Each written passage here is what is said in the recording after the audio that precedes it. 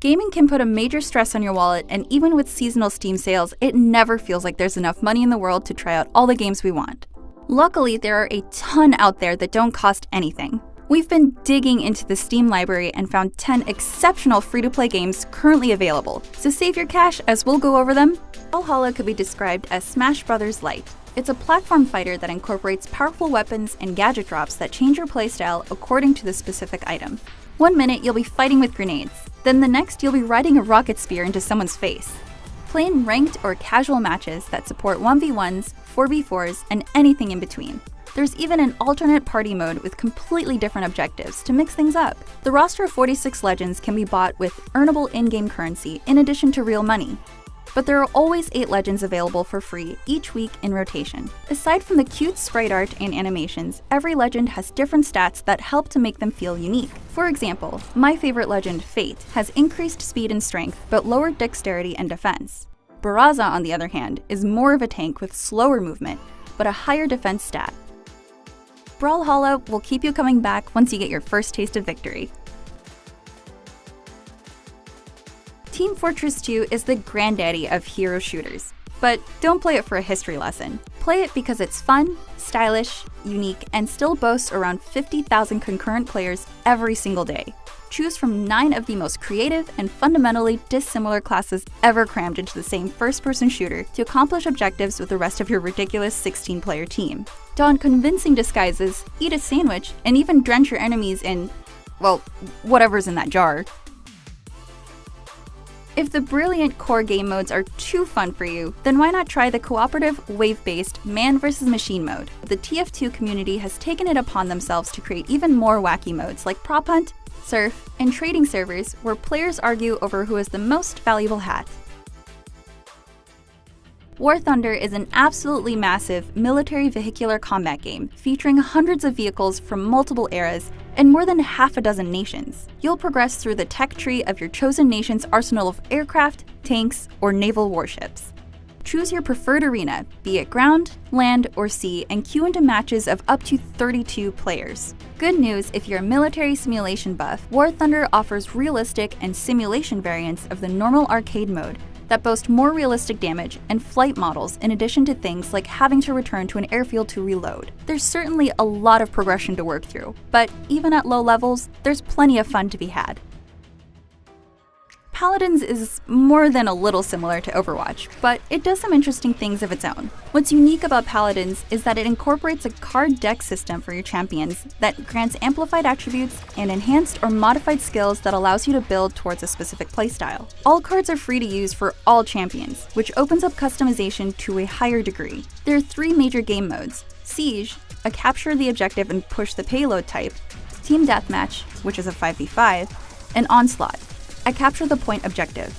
And, of course, Paladins boasts a roster of 41 playable champions, each with unique abilities. For example, my personal favorite, Seris, is a support character who directly heals teammates, but she's also able to hold her own in a fight, since dealing damage heals her. My favorite ability of hers is that she can slip out of dicey situations with her Shadow Travel, which grants immunity from damage for a limited amount of time. Matches aren't absurdly long, and getting kills feels super rewarding, especially if you're trying a champion you've never played before.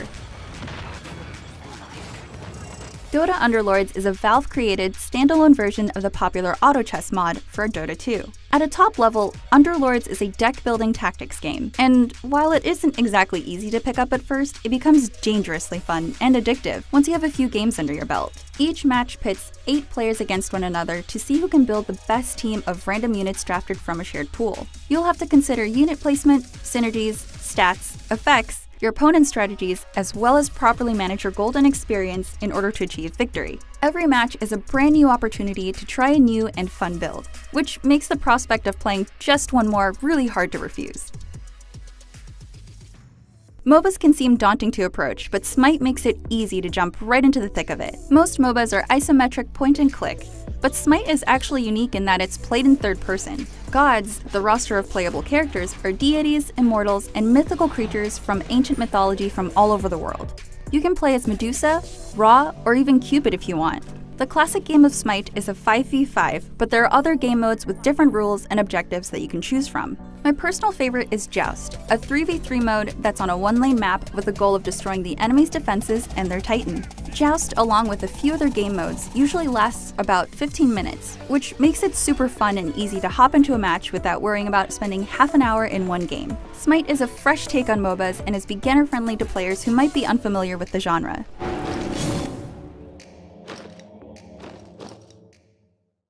The Counter-Strike series has been the gold standard of competitive PC shooters for more than 20 years, and the global esports scene for CSGO has been going strong since the major championships were founded in 2013. While CSGO's biggest draw is undoubtedly its core bomb defusal and hostage rescue game modes, it also has a plethora of other modes to choose from, including the addicting gun game and a new battle royale that went live back in December. In addition to the official game playlist, CSGO allows the community to build privately modded servers that allow for a variety of creative game types. Some of these custom servers help you with your aim, while others house surfing obstacle courses, and some even create bizarre story campaigns that you just have to experience for yourself.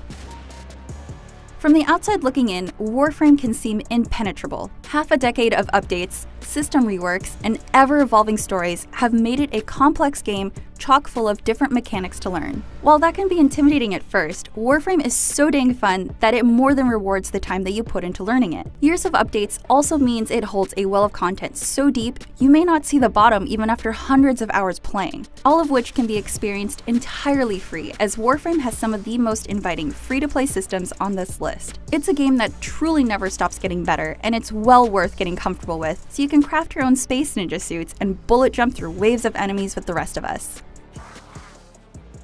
Dota 2 is a highly strategic MOBA with a reputation for its challenging mechanics. But if you spend any time with it, you'll see why people have invested years into this game. Like most MOBAs, Dota 2 pits two teams of 5 against each other on a map divided up by 3 lanes. The first team to destroy a key structure in the enemy's base, called an Ancient, hence the name Defense of the Ancients, wins. All the matches may happen on one map with the objective the same each time, but the growing list of over 100 heroes and plenty of item combinations to go with them makes each match unique. Valve's constant updates, some of which completely change the map and key mechanics, usually keep the meta fresh. Dota 2 can be frustrating at times, like with any living multiplayer game, but those narrow, or even crushing wins make it worth it. Even better, it's all completely free. But if you get sucked in, you might find yourself buying cosmetics, and it's yearly the International Battle Pass that contributes to the event's immense prize pool. That being said, if you're interested in playing, just be prepared to spend plenty of time learning Dota 2's intricate systems and heroes.